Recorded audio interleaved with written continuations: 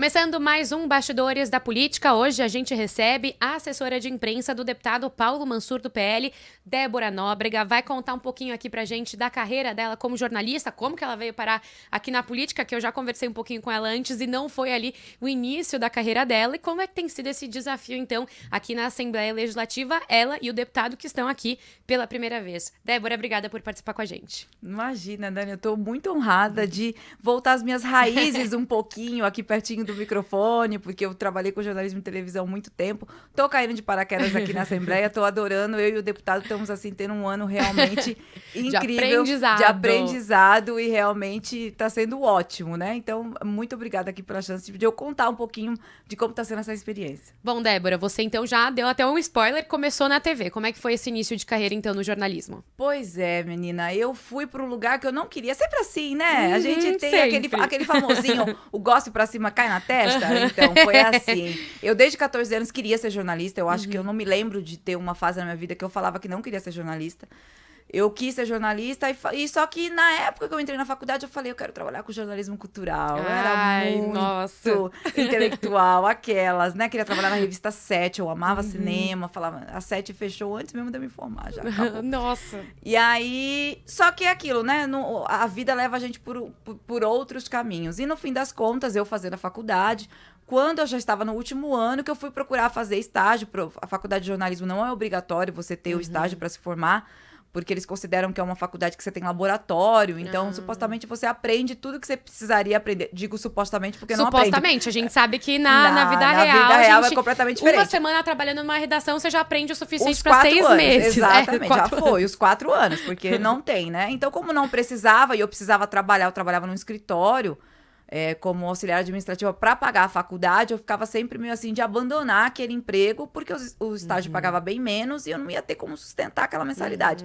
Então, era sempre ali esse terror. E aí, acabou de que no meu último ano eu falei, gente, eu preciso, porque também saí da faculdade sem nenhuma experiência, como é que você entra no mercado, né? Então, começou a bater aquele desespero. Eu tinha conseguido um estágio na prefeitura do Guarujá, porque eu sou de lá do litoral, na Secretaria de Turismo, na Secretaria de Imprensa mesmo, né? Eu trabalhei com turismo, porque eu sou formada em turismo também, eu fiz técnico durante o ensino médio. Mas consegui um estágio lá, tava no Diário Oficial, tava tudo lindo, só que aí eu fazia metade, né? Então era minha primeira vez como jornalista, fazia meu período no Diário Oficial lá do Guarujá e meu período no escritório ainda para poder manter. Só que nessas idas e vindas eu sofri um acidente de moto. No primeiro mês que tava no estágio. Estágio não tem nenhuma garantia, né? Tive que romper o contrato, porque eu quebrei a perna, fiquei vários meses sem andar, sem ir pra faculdade também. E aí bateu aquele desespero, porque já era o último ano. E aí já passaram-se quase 6 meses, porque foram 2 meses sem andar, mais um de fisioterapia. Consegui ainda não ter que trancar a faculdade, com o auxílio dos professores, mas aí o desespero ficou maior. E agora, né? O que fazer? E aí surgiu a oportunidade, tinha uma emissora, a Record, lá em Santos, a Record TV Litoral, que tinha um convênio com a faculdade em que eu estudava e eles estavam precisando de estagiários. E aí eu falei, é agora. Não queria TV, pensava, meu Deus, não tem nada a ver comigo. Mas na hora do desespero... Mas foi o que apareceu, então era o que apareceu, tinha 6 meses ali, falei, vou tentar, né? Vou tentar. Eu já tinha um colega de classe que estava lá, foi ele até que avisou, falou, ó, vamos precisar de mais alguém, vai lá. E eu fui, fiz a entrevista, no final das contas era uma vaga, uma outra colega minha ficou com essa vaga. Pensei, agora lascou-se, né? Mas eles abriram uma vaga. Nesse ano, eles resolveram que iam ter um estagiário a mais. Eram de manhã, uma tarde, eu fiquei com a vaga do intermediário. E aí eu comecei. Eu entrei lá, sem saber de nada, porque eu também estava um bom tempo sem frequentar as aulas da faculdade. Como eu falei, mesmo assim, a teoria é bem diferente da prática. Eu não sabia nada. Caí literalmente de paraquedas, sentei lá no computador. O chefe falou, pega aí o telefone e vai fazer ronda, que é ligar pra polícia pra saber. Nossa, todo mundo. Eu tô lembrando da época quando eu comecei também. É sempre a ronda o primeiro passo. Sempre a ronda primeiro, que eu detestava. Vou falar que eu também não gostava muito, não. Odiava. E aí, foi lá. Só que aí eu comecei a amar aquilo tudo ali. Tipo, apesar de ser uma loucura, de eu não estar entendendo absolutamente nada, o pessoal falando de espelho, de cabeça, aí eu falava, oi? Que é cabeça? O que é espelho? Nota, escreve aqui uma nota pelada, uma não sei o quê, e a reportagem, eu não sabia o que era. Mas aquilo começou a me fascinar. E aí eu amei. E fiquei. Tipo, então, apesar de eu não gostava da Honda, então eu tentava dar uma fugida da Honda. Pedia pros produtores me ensinarem a fazer pauta. Aí eu comecei a ver que eu gostava daquilo. Então eu comecei a ir pra produção. E aí quando eu terminou a faculdade, terminou o meu estágio, eu falei, olha, agora é a chance. Não fui contratada. Nossa. Acabou, eu fui embora, chorando. O meu chefe falou, não se preocupa, quando tiver vaga eu vou trazer você. Você foi bem aqui, teve um bom desempenho. Eu pensei, mentira, mentira. Tá me iludindo, não vai acontecer, desiludida. Falei, e agora, né? Sei lá, se não rolar nada pra mim, vou fazer intercâmbio, vou ver outra coisa, não sei o quê. Mas em 6 meses ele me chamou. Em 6 meses eu voltei, aí comecei a trabalhar como produtora. E aí, tipo, eu tava tão apaixonada por aquilo tudo que eu até falei, que horário que você quer? Eu falei, nenhum, qualquer um, madrugada, de manhã, à noite, o que você quiser. Eu trabalhei lá 4 anos e mudei de horário, acho que 9 vezes. Eu trabalhei desde madrugada, de manhã, tarde, manhã, intermediário, tudo, porque eu também tive a oportunidade de passar por várias funções. Aí eu comecei na produção, depois eu fiz produção de rede, que aí é a produção voltada para São Paulo. Na época, né, a gente tinha em Santos, a gente tinha uma equipe que fazia só matérias para Record Nacional, e aí durante um tempo eu fui a produtora dessa equipe, e aí depois eu fui para chefia, eu fui chefia de reportagem, fui chefia de produção dos outros pauteiros, fui chefia de reportagem, até que eu fui chefe de redação. E aí de lá eu fui mandada embora, teve depois de 4 anos, já como chefe de redação, teve uma reformulação e eu saí. Aí eu realizei meu sonho de fazer intercâmbio, fui pra Londres, estudei inglês. Quando eu voltei, fui pra VTV, SBT. E aí que meio que eu não sabia ainda, mas que a minha história ia começar a cruzar com a política. Ainda não tava sabendo, mas quando eu entrei na VTV SBT, que a VTV é a afiliada do SBT pra região de Campinas e do litoral de São Paulo, eu conheci o Paulo. O Paulo é um dos sócios da emissora, trabalha na área comercial e apesar de eu trabalhar no jornalismo, ele tinha um programa que era como se fosse independente, né? Não fazia parte dentro da redação do jornalismo. E ele precisava de alguém para escrever o programa. Ele tinha uma pessoa, só que a pessoa não tinha uma linguagem, então, de TV. Ele acabou perguntando, o pessoal indicou. Fala com a Débora, acho que de repente vai rolar, tal. E aí eu comecei a escrever. O programa tinha 12 minutos na época, hoje tem 30. Nossa. Eram 12 ele minutos. continua, né? Ele continua apresentando o programa. Continuem assistindo, passa no SBT. Inclusive, agora, além da VTV, passa no SBT Ribeirão Preto e também no SBT Central, que é a região de Jaú. Ele expandiu. Mais de 300 cidades. Na época, eram só aquelas 60 cidades. Só lá. 12 minutinhos, e ele gravava muito externa, né? Ele fazia muito realização de sonhos, que começou com a solidariedade. Então, ali que começou a minha proximidade com ele. E era muito legal fazer o programa, tipo assim, sinceramente, sem querer exagerar, mas mudou minha vida total. Porque assim, você ouvia aquelas histórias, aquelas pessoas contando... Entender assim, o outro, né? As dificuldades dos outros. Você não tinha como reclamar mais nada da sua vida. Tipo assim, era cada história que você via, ele entrava em favela, em um lugar que não tinha mesmo, tipo, nada de saneamento básico, o pessoal que morava em cima do mangue, o pessoal que às vezes não tinha o que comer, literalmente. Nossa. E as pessoas recebiam ele com bolo e refrigerante. Sabe, as pessoas sacrificavam o mínimo que tinha para oferecer, para receber, sempre com um sorriso no rosto, e falavam das dificuldades, mas sempre assim, sabe, com uma gratidão. A gente tá tentando, nós estamos lutando, porque esse também era o diferencial. As pessoas, elas estavam tentando, é que às vezes elas não conseguem, não precisa de um empurrão. E aquilo, cada história que eu ouvia, porque aí ele gravava, né, essas histórias, e eu fazia o roteiro depois. Então, fazia decupagem, porque eram muitas horas de gravação para caber nesses 12 minutos. Depois a gente passou para 15, hoje tem 30. Mas na época a gente tinha que reduzir muito esse material para poder dar dentro do tempo do programa. E era assim, incrível. E isso se mudava a minha, imagine a dele, né? Se mudava a minha vida, imagine ele. Porque foi aí também que começou a plantar a sementinha do político. Do político, de querer entrar para a vida pública. Porque ele falava, as pessoas pedem tanta coisa...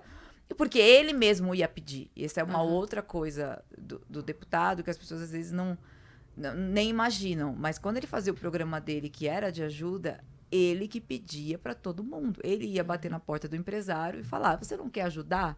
Você não quer doar tantas cestas básicas? Você não quer fazer isso? Você não quer vir comigo? Olha, tem essa família que está precisando disso aqui. Você não quer fazer? Ele que pedia. Tipo, ele ia lá. Então, ele ia por vontade própria. Ele que ia. Ele já Você não quer usava as fazer. conexões que ele tinha ele lá, que no tinha. final das contas, aqui como deputado, ele também usa conexões com vereadores, com prefeitos, Ele- com o governador. Só que era um pontinho por vez, É. né? Você faz um pontinho por vez. Que chega uma hora que você começa a questionar. Fala, tá, mas eu não vou dar conta de ajudar todo mundo. Desse É muita jeitinho, gente, é é. muita gente. Então, aí começaram a pedir bairro, a pedir coisas um pouquinho mais amplas. Um bairro que precisa de uma lombada. Era um bairro que tava com muito buraco, que tava precisando de asfalto. E ele falou, poxa, vou começar a tentar agir melhor, né? Tentar ver. E aí começou o sonho da política. E como eu tava ali com ele, eu também acabei entrando nessa. Bom, então, essa foi lá atrás, na verdade, que vocês se conheceram. E aí, como é que foi, então, esse início do trabalho de você passando ali de produtora do programa para estar com ele como deputado ou como candidato Paulo Mansur? Ele decidiu a primeira vez, se eu não me engano, em 2016, né? A primeira candidatura dele foi para vereador lá em Campinas. Porque lá que aconteciam a maioria das gravações, né? Ele tem a empresa lá que é a VTV.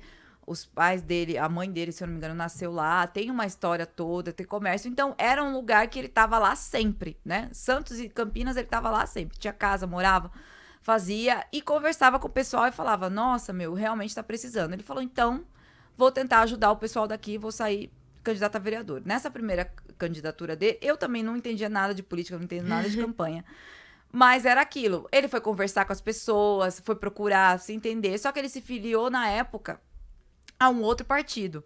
Ele não estava no PL ainda. E aí ele teve para uma primeira eleição, né? Ele estava chegando ali primeiro, ele teve 2.300 votos em Campinas, que é uma que cidade... não é nem a cidade que, teoricamente, ele mora, né? que ele nasceu, né? Ele até morava, tinha muitas coisas lá, mas assim, uma cidade de 1.200.000 de habitantes, praticamente.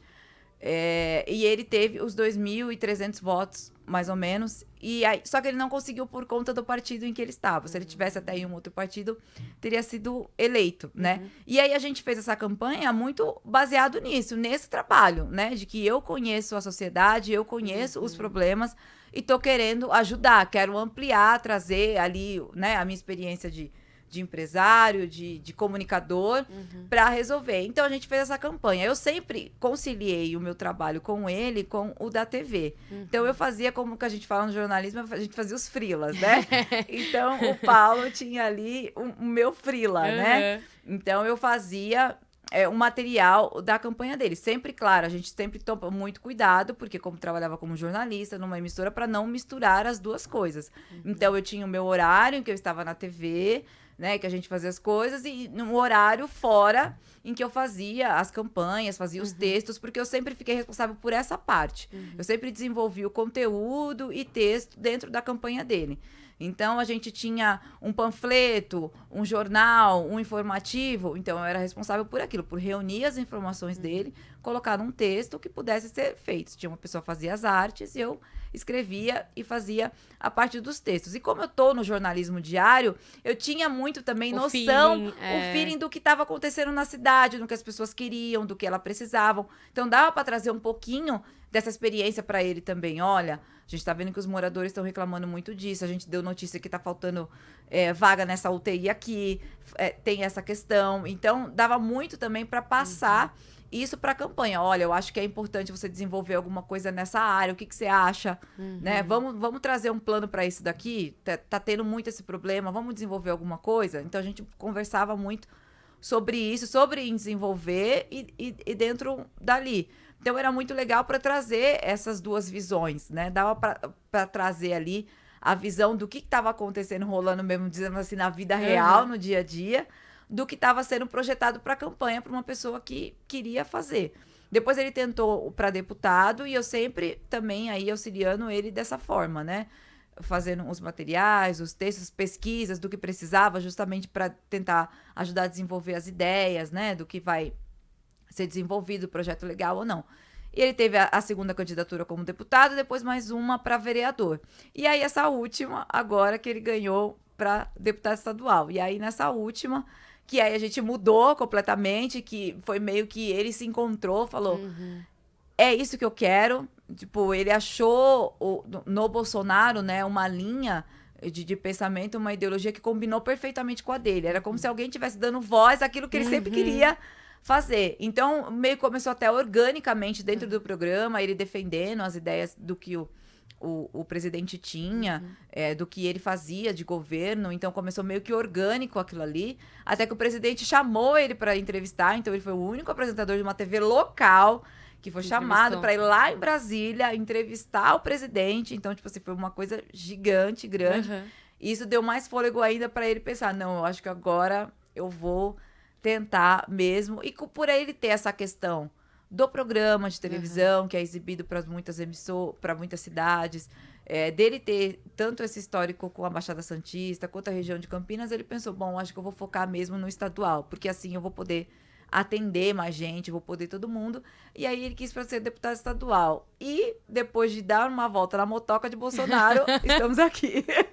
Até a gente tava conversando, né? Você mencionou o seu acidente de moto. Eu comecei a pensar, porque quando a gente passa aqui no gabinete dele, tem até foto dele na moto com o Bolsonaro. Aí eu fiquei pensando, eu falei, ela deve ter ficado desesperada. Pois é. O bom é que assim, eu sou ariana, né? Então eu sou folgada. Eu andei de moto mesmo depois do acidente. Foi assim, então tá bom, tudo certo. Sem traumas. A minha mãe não fala desesperada, pelo amor de Deus, vende essa moto, não aguenta, você caiu, se estrupiou inteira, você não aprendeu. Eu falei, caí porque eu não soube andar, né? Exato. A culpa não é da moto, vamos dizer aqui que, né?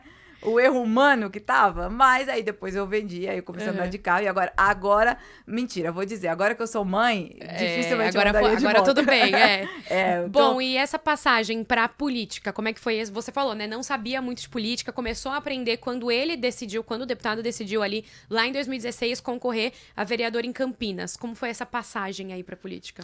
Então, ela foi suave, digamos assim, né? Que bom. Foi suave, porque assim, como, apesar de não ter nenhum envolvimento direto com política, no jornalismo, como eu falei, no dia a dia, eu fazia um jornal diário, e a gente faz tudo, né? Quando a gente tá numa TV local, a gente faz tudo, né? Não é um jornal que olha pautado por política ou pautado só economia, a gente meio que vai fazendo tudo. Então, também a gente tinha que aprender um pouquinho de cada coisa quando envolver política. Então, se tem eleição, eu sempre trabalhei nas eleições, cobrindo, né, a votação, cobrindo depois o resultado, apuração. Fiz debate, a gente organizou debate dentro do município, da cidade. O último que foi feito agora, na última eleição, foi todo virtual, por conta, né, que era da pandemia. Foi diferenciado. O outro debate que teve, eu até não participei, que eu ainda não trabalhava na VTV. Mas eu fazia rodada de entrevistas, então você tinha que levantar os assuntos, o passado, o histórico, né, dos candidatos. Então tinha um envolvimento, mas não era aquilo no rito político dia a dia. Mas a gente sabia, a gente tinha noção do que estava acontecendo. E a cada eleição, a cada ano, você estuda mais. Você vai estudar um pouco de marketing político, você vai estudar um pouco de comunicação política, você vai prestando mais atenção e vai indo. No dia que o Paulo se elegeu, e ele sempre falava, sempre tinha essa conversa. Não, se eu for eleito, você vai trabalhar comigo. Você vai comigo, você tá lá. E era uma coisa meio que orgânica mesmo, natural. Assim, todo mundo já até falava, tipo, eu acho que a Débora vai trabalhar com o Paulo. Porque são 9 anos. Vocês já se entendiam muito bem, né? É muito importante ter essa sinergia, né, entre o deputado e o assessor. Exato, tinha uma dinâmica ali, né? Então, assim, e eu sabia toda a história dele de cor e salteado. Eu sei, porque eu estava lá. A melhor pessoa pra assessorar. Eu sei. Então, eu tava lá. Então, assim, muita coisa do programa. O programa tem quase 10 anos e eu trabalho com ele quase 10 anos. Então, assim, eu tava praticamente desde o começo. Então, assim, são coisas que eu não precisava olhar em algum lugar. Eu sabia de memória, né? Onde que ele foi, qual bairro que ele teve, qual pessoa que ele ajudou, onde que foi, o que é. Então, eu sabia responder muito assim, as pessoas sabem. Eu sei da história dele, porque eu já escrevi várias vezes, então eu conheço. Eu sei mais ou menos como ele pensa, porque eu já escutei ele falar várias vezes. Eu decupava o programa, então eu tava escutando tudo que ele tava falando ali também. Apesar de não estar na gravação, eu tava ali, então eu sabia muito das opiniões dele. Até porque eu precisava para escrever o programa. Eu escrevi o programa para ele, mas o programa é dele. Então, tem que ser aquilo que ele pensa, né? Tem que ser aquilo que ele acredita. Eu juntava as informações que era para ele ter base e dar a opinião dele, né? Porque aí eu sabia quais assuntos que ele preferia para dar opinião, quais assuntos que eu sabia qual que ia ser a opinião, se ia ser contra, se ia ser a favor. Então, você já sabe mais ou menos ali para lidar. Então, eu jogava as informações para ele, sabia o melhor jeito dele aproveitar aquilo e expressar a opinião dele, né? Isso E se colocar ele pra repete fora. até ele como deputado? Assim, você falou que Também. escrevia os textos. De repente, existe esse trabalho de escrever os Existe, discursos, escrever tudo. projetos, de repente? Tudo, a gente senta pra discutir tudo. Então, ele tem a ideia do projeto, ele fala, chama a gente pra discutir. Gente, vocês têm ideia? O que vocês acham dessa ideia aqui? O Paulo escuta muito, assim, ele é bem aberto. Então, ele fala, gente, pode dar ideia aí de projeto de lei, as coisas que ele vê, ele escuta as pessoas na rua. Se a pessoa na rua fala pra ele um projeto de lei, ele escuta. Ele fala, tá legal, manda um áudio pra gente já. Fala, gente, olha, tem um projeto de lei assim, assim, assim, o que vocês acham da gente fazer? Pesquisa, vê se rola. Ele fala pra mim, Débora, eu quero fazer sobre isso e esse assunto. Vê se é possível, vê se tá dentro, coisa. Eu pesquiso e falo pra ele, ó, a situação é essa, essa, essa. E aí ele decide. Olha, acho que é bom a gente embarcar, acho que não vai rolar. Não vai dar gente certo. fazer, não vai dar certo. Então, ele vai passando. Os discursos, a mesma coisa. Ele fala, eu queria falar sobre isso, isso e isso. Aí eu falo, pô, e se a gente puxar esse gancho aqui? Porque aí vem a minha veia jornalística, né? Vem como se ele estivesse ali abrindo o programa. Exatamente. Aí eu falo, poxa, então por que se a gente puxar esse gancho aqui? Pô, ia ser legal. O lead. Né? Vamos, porque o meu negócio é começar com fase de impacto. Eu falo, vamos começar que é pra prender o telespectador. E aí ele fala, poxa, eu quero esse assunto aqui. Eu falei, poxa, é bem legal. Vamos trazer esses dados. Então, esse, modéstia à parte, eu acho que é o diferencial. Porque aí eu trago sempre, tipo, olha, nós vamos falar de violência. Falo, tá, nós vamos. Porque a pauta dele acabou virando muito isso também, muito segurança pública. É verdade. Que foi uma coisa meio que natural. Ele foi vendo as coisas acontecendo pelo programa. E aí, então, ele fala assim pra mim: olha, eu vi isso daqui que aconteceu, mais um feminicídio. Digamos assim, olha, lá em Campinas teve mais um feminicídio, mais uma morte de mulher. Poxa, a violência tá demais. Eu quero falar sobre isso. Então eu falo, poxa, vamos pegar os dados aqui da Secretaria de Segurança Pública? Eu lembro ele, fala, lembra que a gente foi lá em Jaú e tinha uma secretaria especialista? Ele falou, poxa, é verdade. Vamos falar disso, que seria um bom projeto pra gente trazer? Das prefeituras terem uma secretaria especializada em atendimento às mulheres em vulnerabilidade? Vamos linkar uma coisa com a outra? Né? Vamos linkar, porque tá ali, né? A violência, muitas vezes, ela se perpetua, acontece porque a mulher não tem pra onde fugir. E aí é um ciclo que não se interrompe, porque não tem como. E aí não basta só você ter o atendimento de segurança pública. É ótimo ter delegacia 24 horas pra atender as mulheres, maravilhoso. Mas não adianta nada ela sair da delegacia, ela não ter pra onde ir. Porque aí são esses projetos que funcionam, que a gente foi ver lá em Jaú, tava 2 anos sem ter um feminicídio. Nossa. 2 anos sem nenhuma morte, sem caso de violência contra a mulher. Porque lá a mulher que faz um boletim de ocorrência, que vai na delegacia, ela é encaminhada para esse lugar. Aí esse lugar tem curso profissionalizante, de cabeleireiro, de manicure, de segurança, até para ser vigilante. Sim. E aí ela tem uma oportunidade de ir em busca do sustento dela. Tem até uma parte de spa, que eu achei isso maravilhoso. Tipo assim, tem voluntárias que fazem massagem, Que legal. que fazem reiki, que é pra dar um boot na autoestima, porque ela tá precisando ali naquele momento. Aí tem o pessoal da assistência social que ajuda com o filho, se ele precisa de atendimento psicológico, encaminha pra escola, né? Uma escola mais próxima da onde ela vai morar. E aí o pessoal da habitação faz um atendimento se ela tá precisando de um auxílio social. Tudo. Então, é isso. Porque senão ela não vai embora.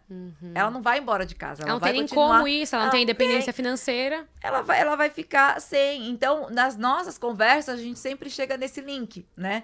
Vamos ligar ali uma coisa na outra, porque ele vive a política e eu vivo o jornalismo, digamos assim, né? E aí a gente traz as duas coisas juntos pra chegar. Então, hoje é isso. A gente discute o que ele vai falar, né? Eu trago essa parte de pesquisa, eu trago essa parte de contexto para ele ali dentro. Ele traz a parte de política, da vivência do que ele tá dentro ali das reuniões de liderança, das reuniões com o governador, das reuniões com o secretário. E a gente monta o que ele vai falar, os projetos de lei, enfim, o curso que ele vai seguir, os eventos que a gente vai organizar. Então, a gente vai sempre conversando e construindo isso. E aí, como sou eu que faço esses textos para rede social, tudo mais, eu acompanho ele também nas agendas.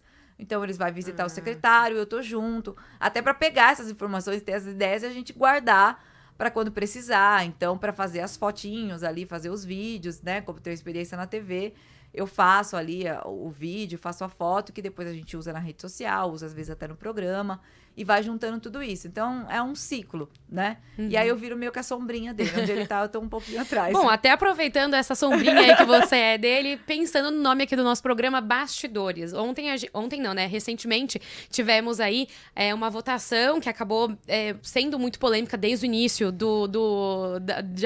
da legislatura.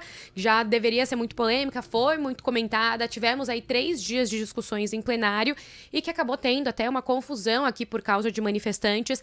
E acabou tendo gás de pimenta aqui na casa e toda essa questão. Você tava aqui, como é que é esse bastidor aí de votação? E você como uma assessora, então, onde você tava, na verdade? Você tava lá embaixo com o deputado perto do plenário? Por pouco não estava. Nossa.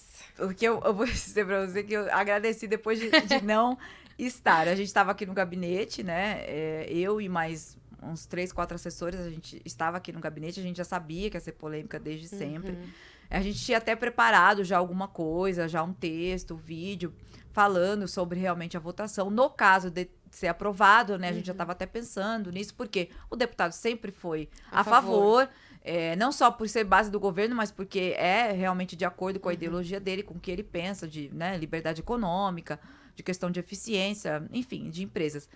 E aí eu tava lá embaixo com ele e a gente tava no gabinete, ele desceu pra ir e eu fiquei no gabinete lá, fazendo as coisas e tal. E aí a gente viu, eu falei, eu acho que eu vou fazer umas imagens. E eu tava conversando com o pessoal da produção do programa dele, falou, manda umas imagens aqui pra eu acrescentar no programa. O programa dele é gravado com antecedência, mas sempre são deixados alguns espaços para as notícias mais quentes, que a gente fala, para os factuais. Então, tem um quadro que chama Giro de Notícias, que é feito de um dia para o outro. E aí, eu conversando com a produção, falou, faz algumas imagens, vê se você consegue fazer. Eu falei, tá, eu vou então lá no plenário fazer. Eu vou tentar, porque a parte da imprensa é só para a imprensa, mas eu falei, eu vou subir lá no plenário, na galeria, e tento fazer umas imagens. Senão você pega da transmissão. Nossa, bem na galeria ainda. Bem na galeria. Ai, meu Deus. Eu desci e olhei pra galeria, tinha uma fila do lado de fora ainda. E aí os policiais falaram, não, nós não estamos liberando pra entrar, porque tá muito lotado. Eu falei, nem funcionário da casa? Não, nem funcionário da casa. Voltei, falei pro pessoal da produção, peguem as imagens da transmissão, porque não dá, tem muita gente aqui mesmo, não dá. A Letícia Miyamoto estava lá, que é uma repórter da Jovem Pan que trabalhou comigo.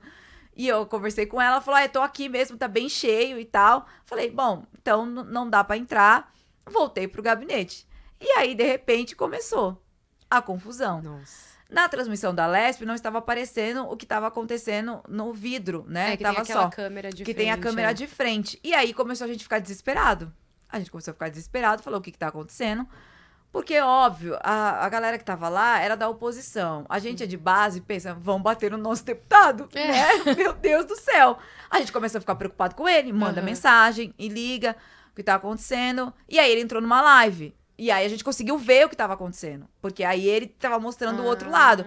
E aí a gente ficou com mais medo, porque a gente pensou, é grave. É grave, porque as pessoas estavam realmente tentando empurrar o vidro. E a gente via que estavam com muita força, com muita violência. Um deles chegou a ameaçar o deputado, apontar, falar que ia pegar ele. E aí ele falou, o que você tá falando? Você tá louco? Eu sou deputado. Não pode. Você tem que obedecer, a polícia tá me ameaçando, não pode. E as pessoas agressivas, e elas continuavam. E a gente temeroso, porque a gente via que a polícia tava tentando, mas eles estavam sendo massacrados, empurrados ali. E eu nunca imaginei que ia ver isso. Eu trabalhei 11 anos com televisão. Com hard news. Com hard news, e eu nunca tinha experienciado uma coisa dessa. Então foi assim, realmente chocante, de você achar que era possível tamanha violência e desrespeito dentro de um ambiente parlamentar. Você fala, cara, não era pra ser assim, né? As pessoas, elas têm direito de manifestar, eu super concordo, acho que tem que fazer mesmo. Se você... Até porque se der errado, vamos dizer assim, você tem que falar, não, eu fui lá e eu fui contra. Mas não daquele jeito, sabe? Os policiais estavam ali, eles têm família também. A família deles também devia estar preocupada em casa, perguntando o que vai acontecer. Porque você acha que não é nada, mas você não sabe o que é.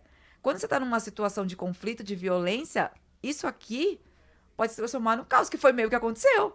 Você achou que as pessoas elas estavam só protestando, que elas estavam sendo contra, que é o normal. A rolar até um xingamento, você xinga um daqui, um dali, ok. Mas quando você vê que a pessoa ameaça ela jogar o vidro ali pra dentro, tipo assim, eu fiquei assim, desnorteada. Só que aí a gente viu que a polícia veio, aí teve que jogar o gás de pimenta pra dispersar, e a gente viu que começou a dispersar. Ficou mais tranquilo. Aí os meninos do gabinete saíram correndo pra ir atrás do deputado. Falou, vamos lá trazer ele, porque vai que ele vai andar nesse corredor aí, vai pegar alguém, não dá pra ele sair lá. E aí os meninos saíram correndo, estavam os 2 advogados, tava o chefe do gabinete, aí eles saíram correndo atrás dele. Ficou eu e a Paula, que é do administrativo lá, esperando. Mas aí o deputado até não saiu, ficou lá na sala da presidência mesmo, a gente conseguiu falar com ele. Até a família dele preocupada. Ligando pra saber onde é que ele tá, o que tá acontecendo, fala pra ele não se envolver. Ligando não, pra vocês, né? Pra gente, fala pra ele não se envolver, fala pra ele que o pessoal quer isso mesmo, que eles querem confusão, então pra ele ficar longe, que não é pra comprar essa briga, né? Partir pras vias de fato não dá, não sai, é perigoso. E aí eu falei pra ele, eu vou descer pra gravar com você um vídeo, então, falando sobre isso. Ele falou, tá, daqui a pouco a gente não sabia se ia retomar ou não. Eu não consegui chegar lá. Eu passei mal. E aí eu pensei, meu Deus, graças a Deus que eu não entrei. Mas porque você estaria lá gravando as imagens. Estaria lá gravando, eu teria morrido. Sinceramente, não morrido, mas tipo assim, teria que ir... Passado mal. Passado bem mal, porque eu acho que as pessoas têm reações diferentes. Eu só passei no corredor dali pra ir em direção ao Salão dos Espelhos, né, que eu ia encontrar com ele ali. Aquele corredor, quando o pessoal já tinha saído de lá, né, já tava era pouquinho antes da retomada ali da sessão, um pouquinho antes das 8. Então já tinha até acontecido o pior. E aquilo, o gás, ele começou a entrar na minha garganta, que eu senti vontade de vomitar. Nossa. Eu realmente senti falta de ar. Eu senti falta de ar. Eu falei, gente, mas não era pra estar aqui. Aí eu tive que sair correndo pra área do estacionamento. Pra tomar um ar, que tava mais aberto. Aí eu mandei mensagem pra ele, eu não tinha voz. Eu falei, eu não consigo. Eu falei, ou você sai aqui, ou eu não vou conseguir. Eu não consigo. Aí ele falou, não, tudo bem, deixa. Vai voltar aqui também já a sessão, a gente vai voltar. Depois fala, eu precisei respirar e voltei pelo outro lado, porque por aquele corredor eu fiquei com medo de não resistir, porque eu senti falta de ar. E aí eu fiquei pensando, isso é porque eram horas, praticamente, 1 ou 2 horas depois do que tinha acontecido. Não tinha a muvuca e eu tava daquele jeito. Eu pensei, imagina o desespero de quem tava lá. Exato. Porque assim, eu, além das posições do gabinete onde eu trabalho, eu fiquei pensando, a Alessi Brandão tá lá. Sim, a gente tem a deputada Paula, grávida também. Grávida! Eu vi ela depois do final, a deputada Paula, na hora que a gente veio embora, eu vi que ela tava bem. Mas eu pensei, isso é horrível, porque se eu sou consideravelmente jovem, passei depois, porque ali eu meio que senti na pele. E aí eu senti real, eu falei, eles não mereciam isso. Não merecia passar por isso, sabe? Tipo assim, então ninguém que tava ali merecia passar por isso. Então, as pessoas falam, a polícia é truculenta, tudo mais, que não sei o quê. Mas se a polícia não tivesse feito isso, o que teria acontecido? O que será que teria acontecido? Se aquele vidro cai no chão, quantas pessoas podem ser feridas com o vidro, com o estilhaço do vidro, depois com a muvuca das pessoas passando por cima, das pessoas correndo, querendo sair, invadir os gabinetes, porque as pessoas, elas estavam loucas, elas estavam totalmente, né, sem razão, parece ali. Naquele momento, parece que eles tinham perdido toda a razão das consequências do que poderiam ter acontecido. Então, e atacar a democracia desse jeito, porque eu vejo isso, você tá tirando o direito das pessoas de votarem, de concordarem. E no final, tipo, eu acho que era esse o objetivo mesmo, né? Vamos suspender, não vai ter mais, e aí vamos... Mas não é assim que funciona, porque as consequências poderiam ter sido muito piores.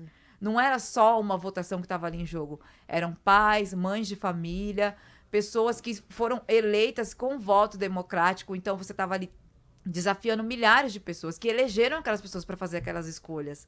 Tá? A democracia, ela pode não ser até o método mais eficiente, mais eficaz, mas ele é o mais justo, porque ele ouve a maioria.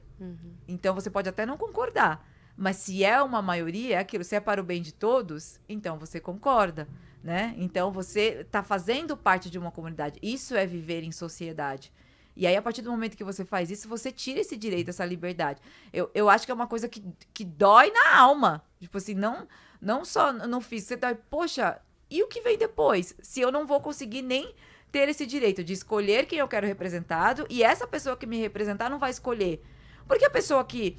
Eu penso assim, independente da ideologia, se a base é maior de governo, é porque as pessoas que pensam parecido com a base são a sua maioria.